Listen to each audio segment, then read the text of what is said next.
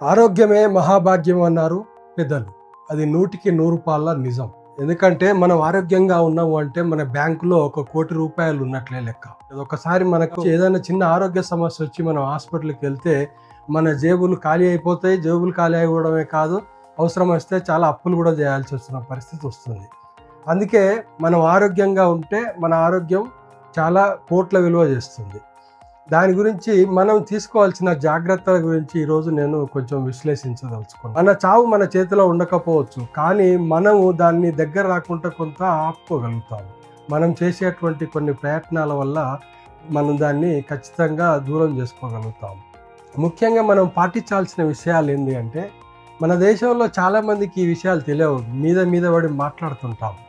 మీద పడి మాట్లాడడం అంటే దగ్గరికి వచ్చి మాట్లాడుతుంటాం. దగ్గరికి వచ్చి మాట్లాడడం వల్ల చాలా జబ్బులు ఒకరి నుంచి ఒకరికి సోకేటువంటి అవకాశం చాలా ఉంటుంది. అందులో ముఖ్యంగా చెప్పుకోవాల్సిన, ఇప్పుడు మనం మాట్లాడుకుంటున్నాం కోవిడ్ గురించి. కోవిడ్ లాంటి జబ్బులు చాలా తొందరగా ఒకరి నుంచి ఒకరికి తొందరగా వ్యాప్తి చెందుతాయి. అలా వ్యాప్తి చెందకుండా ఉండాలి అంటే మనము దూరాన్ని, డిస్టెన్స్ను మెయింటైన్ చేయాల్సిన అవసరం ఎంతైనా ఉంది. అది చాలా అవసరం.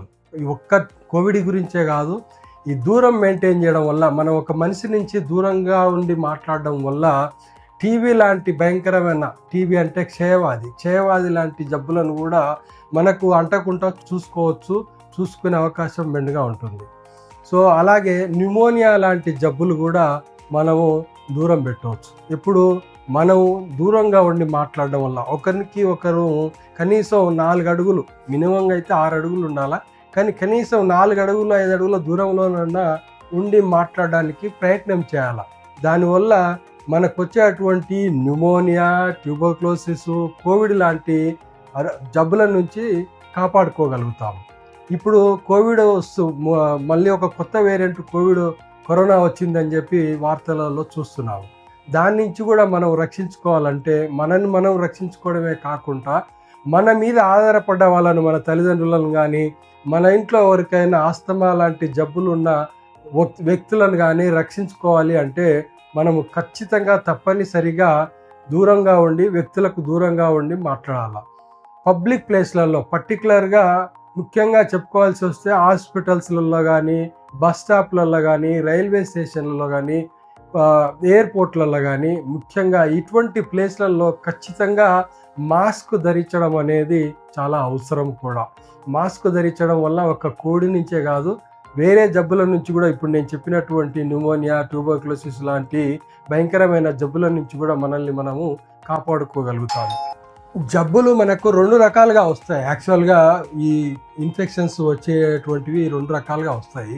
ఒకటేమో బ్యాక్టీరియా అనేటువంటి అతి సూక్ష్మజీవి వల్ల వస్తుంది, ఒకటేమో వైరస్ వల్ల వస్తుంది. ఈ సూక్ష్మజీవి వల్ల, బ్యాక్టీరియా వల్ల వచ్చేటువంటి జబ్బులు ముఖ్యంగా వాటికి వాహకాలుగా ఉండేటివి నీరు. ఇప్పుడు టైఫాయిడ్ తీసుకుంటే నీటి ద్వారా ఇది వ్యాప్తి చెందుతుంది. మనం తీసుకునే కలుషిత నీరు వల్ల టైఫాయిడ్, జాండీస్ లాంటివి, జాండీస్ అంటే కామెర్లు కూడా వైరస్తో వస్తుంది, కానీ అది కూడా వాటర్ ద్వారానే కంటామినేషన్ అయ్యి మనకు సోకుతుంది. సో ఇలాంటివి మనం తీసుకునే ఆహారం వల్ల వచ్చేటువంటి జబ్బులు కొన్ని అయితే, కొన్ని గాలి ద్వారా వ్యాప్తి చెందుతాయి. అందులో ముఖ్యమైన ఈ గాలి ద్వారా వ్యాప్తి చెందేటువంటి వ్యాధుల విషయానికి వస్తే ముఖ్యమైన కేసు న్యూమోనియా, ట్యూబర్క్లోసిస్ అంటే టీబీ, కరోనా కూడా, కోవిడ్ లాంటి జబ్బులు కూడా గాలి ద్వారా వ్యాప్తి చెందుతాయి. వీటిని ఎలా నివారించడం అంటే కష్టమేమో, కానీ మనం కొంచెము రక్షించుకోవచ్చు. మనం వాటి నుంచి కొంచెం రక్షించుకోవచ్చు, మన చేతుల్లో ఉంటుంది. అదేంటంటే మనం డిస్టెన్స్ మెయింటైన్ చేయడం చాలా అవసరం. దూరంగా ఉండడం, ప్రతి వ్యక్తికి దూరంగా ఉండడము చాలా అవసరం.